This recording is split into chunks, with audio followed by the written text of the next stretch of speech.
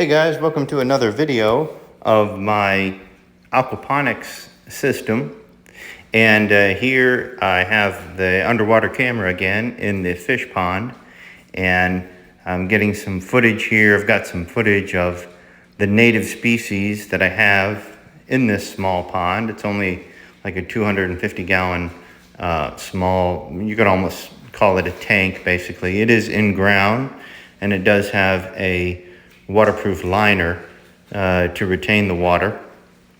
But there are red ear sunfish, and there are bluegill, male and females, and I've caught them all locally here in Oklahoma, and they seem to be doing real good. I just love to watch this footage of how they behave and interact in a more natural state.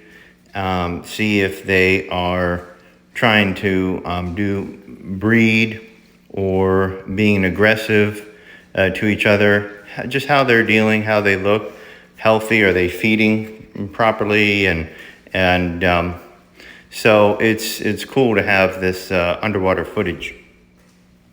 They are native species, like I said, and having the pond, a lot of aquaponics systems will have the pond above ground in a tank where you can kind of observe them in different angles, sometimes just from the top. Sometimes they'll put a side glass in a big tank on the sides. You can kind of get a view of them.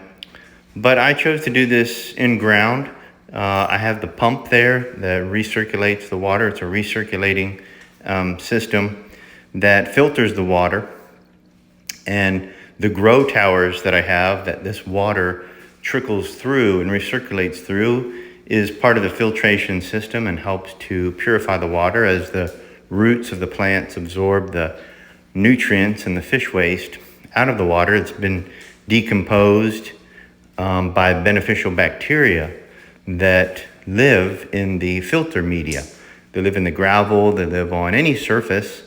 You can put in one of these aquaponic systems sponge material that doesn't decompose, gravel, sand, even little plastic shapes that just provide surface area for the beneficial bacteria to grow. And it's kind of like a closed ecosystem that you can create a balance between the beneficial bacteria, the plants, and the fish. And you do have to feed, of course, the fish the pellets. I feed them a high protein pellet source, and that's your input into the system.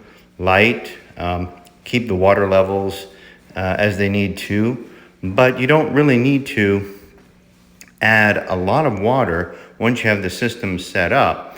It is pretty close to a closed system that just requires a very minimal water. Now, during the hotter times of the year, as this is summer, there is more evaporation, and you probably will have to find yourself topping off the water more often. But in the cooler months, spring, fall, definitely in winter, you don't get that evaporation, and you have to add very little water. This whole system is in a greenhouse too, that I'll have a video come out about that later. I'll show the whole greenhouse structure, the grow towers, the germination filter bed that I have of gravel and sand. And but I'm imagining that in the winter, when that comes up, things will slow down, the metabolism of the fish, the plants, less light, and but it should continue to be working. I do have a heater in this small pond tank, and there's some interaction right there, a little bit of aggression you saw of those fish. In the back area, like I said in a previous video, they have a little area where they hang out. But I appreciate you guys watching. Thank you. Give me a like and subscribe to my channel. Have a good day. Thanks for watching.